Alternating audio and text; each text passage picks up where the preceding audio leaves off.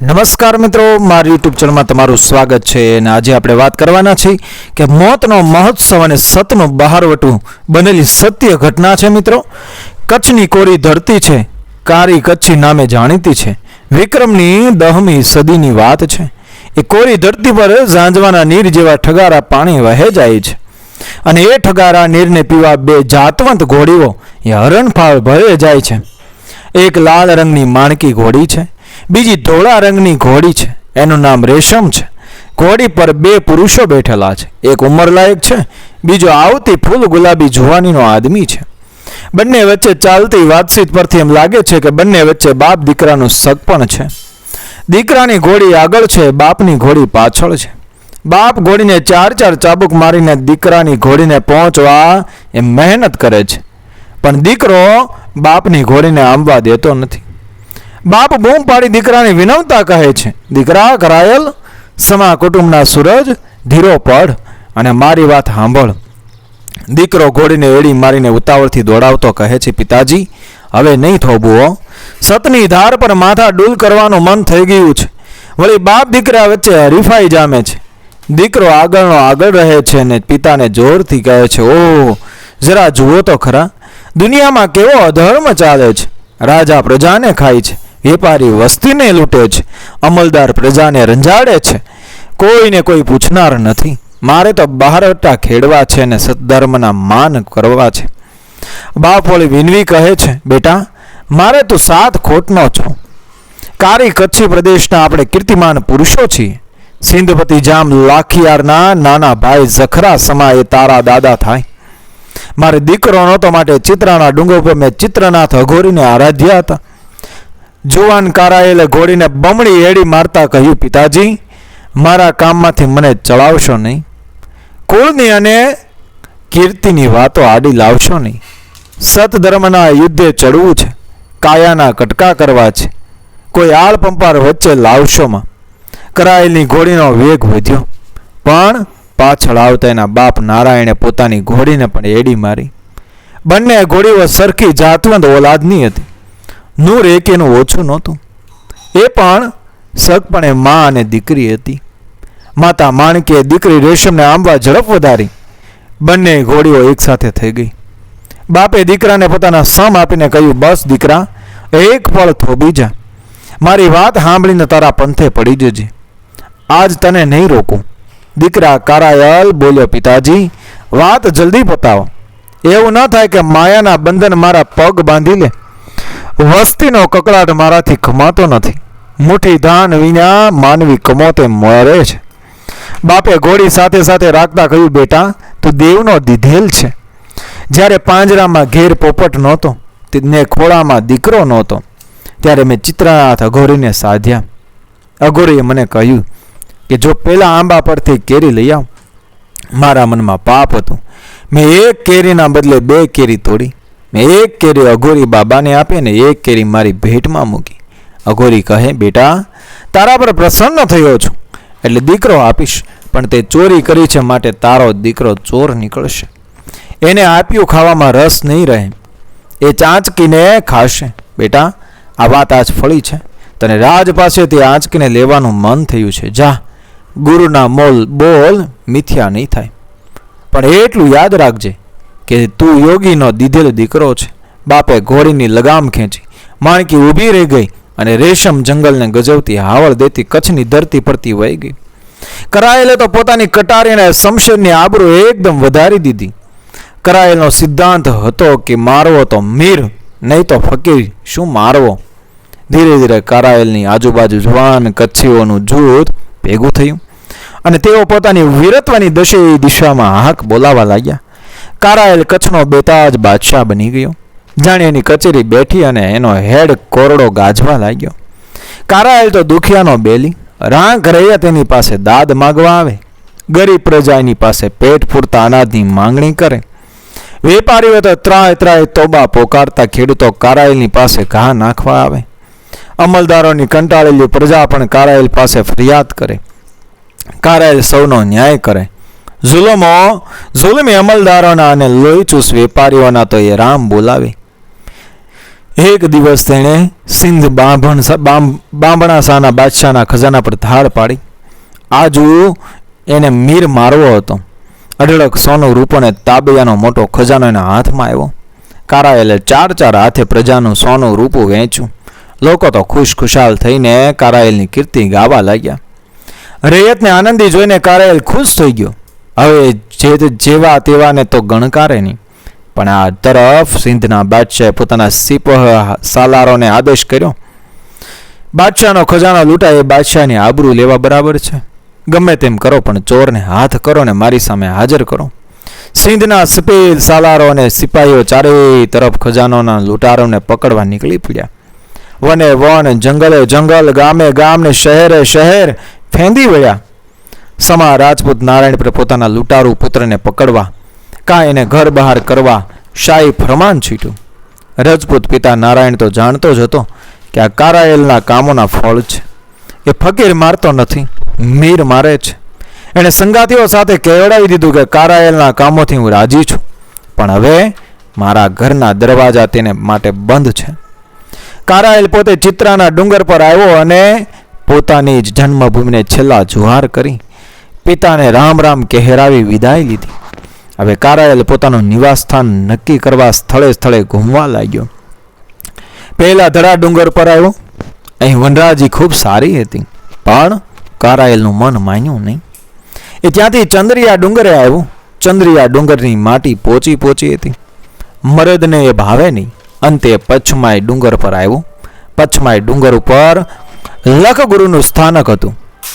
કારાયેલે અહીં પોતાનું સ્થાનક કર્યું અને પોતાના ભેરુઓને કહ્યું કે મારું બહારવટું એ સતનું બહારવટું છે.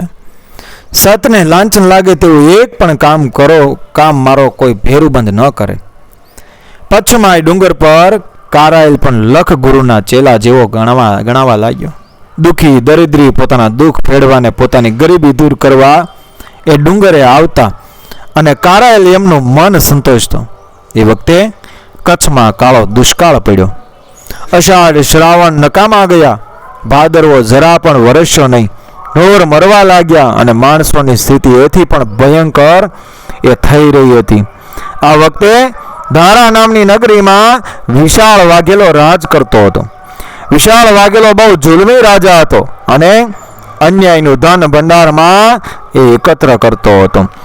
રાજા જ્યારે અન્યાયી હોય ત્યારે એના અમલદારો પણ એ પાપિયા જ હોય. અમલદારો પ્રજાને ખૂબ કનડગત કરતા અને જે પ્રજાના ઘરમાં હોય તે પોતાના ઘર ભેગું કરતા. ઓછા વરસાદવાળા કચ્છમાં કાળો બોકાહો બોલી ગયો. હજારો માણસો ભેગા થઈને વિશાળ વાઘેલા પાસે આવ્યા અને કરગરવા લાગ્યા, રાજા અમને મજૂરી આપ, અમે ભૂખે મરીએ છીએ. પણ વિશાળ તો સાંભળે જ શેનો? એ તો આ માણસો ધારામાં રહેશે તો એમને કંઈ ખાવા આપવું પડશે. એ વિચારે કંઈ પણ આશ્વાસન આપ્યા વગર એણે સૌને હળદૂત કરી કાઢી મૂક્યા. કેટલાક દુકાળિયાઓ ત્યાં ને ત્યાં મરણ પામ્યા, કેટલાક કિલ્લાની બહાર મરણ પામ્યા ને કેટલાક પાછા જતા રસ્તામાં જ મોતને ભેટ્યા. આ દેખાવ ઘણો જ કરુણ હતો, પણ વિશાળ વાઘેલાના હૃદયમાં દયાનો જરા પણ છાંટો ન હતો. એણે બધાના મરદા ઘસડાવીને કોટની બહાર ખાઈમાં નખાવી દીધા ને પોતાના કિલ્લાના દરવાજા દુકાળિયાઓ માટે બંધ કર્યા. ધારામાંથી બચેલા કેટલાક અધમુવા થઈ ગયેલા દુકાળિયાઓ પચ્છમાય ડુંગર પર વીર કારાયેલ પાસે પહોંચ્યા અને ઘા નાખી, હે વીર કારાયેલ, અમારે ઉપર આભને નીચે ધરતી રહી છે, અમારું કોઈ નથી. પેટનો ખાડો પૂરવા પાશેર અનાજ પણ અમારી પાસે નથી. હે વીર, તો સદધર્મનો બેલી છે. અમારી વારે વીર કારાયેલ બેઠો હતો. ત્યાંથી છલાંગ મારીને ઊભો થઈ ગયો અને કહ્યું, ભૂખ્યા અને દુખ્યાનું પાલન એ મારો ધર્મ છે. માનવજાતની સેવા કરવી, કંગાલને ભિખારીને રોટી પહોંચાડવી એ મારો ઈમાન છે. હું દુઃખી માનવાને ઠવકારે મારનાર વિશાળ વાઘેલાની એ ખબર લઈ નાખીશ. મને જો 1 ટંકનું ભોજન મળશે તો અડધા ટકનું ભોજન એ દુખિયારાઓને આપીને જમીશ. મારો દેહ દુખિયા ભાઈ બહેનો માટે કુરબાન છે. વીર કારાયેલ એ દિવસે ઘોડે ચડ્યો. એની સાથે એનો જુવાન જોધ દીકરો વિંજાર પણ હતો. વિંજારને કહ્યું, બેટા, કે માનવ જાતને માટે ખપી જવાની આ ઘડી છે. રજપૂત મોતથી ડરે નહીં. મોત તો માણવા જેવી ચીજ છે. દુશ્મન બળવાન છે. મને જો કંઈ રજા કજા થાય તો મારા સતધર્મનું પાલન કરજે. આ ગરીબ લોકોના મોંમાં રોટી પહોંચાડજે. બાપ અને દીકરાએ વાઘેલાની ભૂમિ ઉપર ઘોડા રમતા મૂક્યા હો, અને શમશેર ફેરવવા માંડી. શહેરના શહેર લૂંટવા માંડ્યા અને ત્યાંથી જે મળે તે લાવીને પોતાની ધરતીના ભૂખ્યા ભાઈ બહેનોને આપવા માંડ્યું. કોઈ વાર બાપ દીકરા 2 દિવસને 3 રાતના પંથ ખેડતા, અને જ્યાં અન્ન ભંડાર હોય, ધનનો સંગ્રહ હોય, માંથી રાતોરાત ઉપાડીને પાછા ફરતા. સતધર્મને યુદ્ધ હતું, ઘણો લાંબો સમય ચાલ્યું, અને હવે વિશાળ વાઘેલાને એક ઠેકાણે સૂઈ રહેવું પણ ભારે પડવા માંડ્યું. કારાયેલે ધનવાનોના ભંડાર લૂંટ્યા, અમલદારોની હવેલીઓ સાફ કરી, અને હવે રાજ દરબાર પર એ ત્રાટકવા લાગ્યો. વિશાળ વાઘેલાએ જેની મૂછે 3 લીંબુ ઠેરે એવા બહાદુરોને લાવીને પહેરા ઉપર મૂક્યા. મોટા મોટા સિપાહી સાલારોને બંદોબસ્ત માટે રાખ્યા, પણ કારાયેલે બધાનો બોર ફૂટો કરી નાખ્યો. ઘણી યુક્તિઓ લડાવી, પણ કારાયેલ પકડાય જ નહીં. અને પકડાય પણ કેવી રીતે? કારાયેલ પ્રજાનો બંધુ હતો. પ્રજાના માણસો આવીને જ તેને બાતમીઓ આપી જતા હતા. વીર કારાયેલ જે લૂંટતો હતો તે પ્રજામાં વહેંચી દેતો અને કહેતો કે જે જેનું છે તે તેને આપવું છું. વિશાળ વાઘેલો આખરે કંટાળ્યો. એણે ફરમાન કર્યું કે જે કઈ કારાયેલને જીવતો પકડી લાવશે તેને મન માન્યું ઇનામ આપીશ. આ વખતે રાજમાં એક ઓધવજી નામનો નાગર મંત્રી હતો. એ તરકીબ પણ લડાવી જાણે ને તલવાર પણ ચલાવી જાણે હો. એણે વીર કારાયેલને જીવતો પકડી લાવવાનું બીડું ઝડપ્યું. કસોટીને એ રાતે આવી પહોંચે ને નગરની આજુબાજુ ચારે તરફ કાળા અંધારા ઉતરી ગયા. આજે વીર કારાયેલે પોતાના બહાદુર અને જુવાન પુત્ર વિંજારને સાથે લીધો ને કહ્યું, બેટા, આજ તારા બાપનું પાણી જોજે અને તારું પાણી બતાવજે. પાછો પગ ભરીશમાં. ઓધવજી મંત્રી પણ ઘેરથી ધર્મપત્નીના હાથનું પાનનું બીડું લઈને કેડે કટાર ખોસી અંધાર પછેડો ઓઢીને બહાર નીકળ્યો હતો. એણે કિલ્લાની ચારેય તરફ બંદોબસ્ત રાખ્યો હતો, પણ એક બાજુ રસ્તો ખુલ્લો રાખ્યો હતો અને એ રસ્તે નાની એવી ખાઈ ખોદાવી. એમાં કાંપ ભરાયો હતો. એ કાંપ એવો હતો કે માણસ જેમ જેમ એમાંથી બહાર નીકળવા પ્રયત્ન કરે તેમ ઊંડો ઉતરતો જાય. મધરાતના ગજર ભાંગ્યા ત્યારે વીર કારાયેલે રાજમહેલમાં પ્રવેશ કર્યો. ખજાનાની પેટીઓ હાથ કરી. રાજા વિશાળ મોડો હમણાં જ સોનાની ખાટ પર સૂતો હતો. કારાયેલના પુત્ર વિંજારે કહ્યું, બાપુ, આ સોનાની ખાટ લેતા જઈએ. લખગુરુના આશ્રમમાં શોભ છે. કારાયેલે કહ્યું, બેટા, એ ખાટે હિંચકવાના વખત ગયા. આજે તો આપ સાથે બાથ ભીડી છે. યાદ રાખજે કે મર્દની મોહકાણમાં જઈએ પણ પાવૈયાની જાનમાં ન જઈએ. આજની રાત કદાચ કટોકટીની થશે. ભલે તું કહે છે તો ખાટી ભેગી લેતા જઈએ. સોનાની ખાટને હીરની દોરીથી ગૂંથી હતી અને ઉપર રાજા સૂતો હતો. કારાયેલે હીરની દોરીને કાપી નાખીને રાજાને સાચવીને નીચે મૂકી દીધો. ખાટ ઉઠાવી લીધી. બધી માલમત્તા લૂંટીને બાપ અને દીકરો નીચે ઉતરી ગયા અને ત્યાંથી દોડવા માંડ્યા. કોટની પાસે આવ્યા. બિલ્લી પગે બંને જણા કોટ ચડી ગયા. ઓધવજી કે એનો કોઈ સાથી રસ્તામાં મળ્યો નહીં. બંને જણા નિરાતે કિલ્લો ઉતરી ગયા. ખાઈ પાસે આવ્યા. ખાઈ લાંબી પહોળી હતી અને માલસામાન ઘણો હતો. કારાયેલે વિંજારને કહ્યું, દીકરા, મારા માથે ઘણો બોજ છે. કદાચ હું ઠેકી શકું કે ન પણ ઠેકી શકું. હું ફસાઈ જાઉં તો તું મારા માથે રહેલો બધો સામાન લઈ જઈને ગરીબ લોકોને પહોંચાડજે. વિંજારે છલાંગ મારી અને તે પેલે પાર ચાલ્યો ગયો. કારાયેલ કૌવત વાળો હતો. એણે હનુમાન કૂદકો લગાવ્યો પણ થોડુંક છેટું રહી ગયું અને ખાઈના કાંપમાં ખૂપી ગયો. હવે નીકળવું મુશ્કેલ હતું. કારાયેલ ધીરે ધીરે અંદર ઉતરતો જતો હતો. એણે બૂમ પાડી, વિંજાર, મારું માથું ઉતારી લે. લઈ જઈને તારી માને આપજે ને કહેજે કે મારા બાપની આ ભેટ છે. પણ વાલ સોયા વિંજારનું હૈયું બાપનું માથું લેતા કેમ ચાલે? એ પિતાની વિચિત્ર માંગણી સાંભળીને થરથરી ગયો. વીર કારાયેલે મોટેથી ચીસ પાડીને કહ્યું કે વિંજાર, તું મારો દીકરો ન હોય. સતધર્મના યુદ્ધ તને આવડે નહીં. મને શરમ આવે છે કે મારે ત્યાં તારા જેવો નામર્દ દીકરો પાક્યો. શું તું મારા મસ્તકની દુર્દશા જોઈ શકીશ? અને આ તારી જનેતાને તું શું ભેટ આપી શકીશ? વિંજાર હવે ઊભો રહી શક્યો નહીં. એણે વીજળી વેગથી કમર પરની તલવાર ખેંચીને દોડ્યો. દેવ સેવા માટે વેલ ઉપરથી ફૂલ ઉતારે એટલી ચપળતાથી એણે પોતાના પિતાનું માથું ઉતારી લીધું હો. ને એ માથાનો રેશમી ચોટલો હાથમાં લઈ પિતાના રક્ત તપકતા મસ્તકને કપાળ પર અડાડ્યું. રાતનો ગજર ભાંગતો હતો. સિપાહીઓ સાવધ થતા હતા. કુકડાઓ નેકી પોકારી રહ્યા હતા. વિંજારને થયું, જનેતાને પિતાનું મસ્તક આપીશ, પણ એ મસ્તકનો બદલો શું લીધો?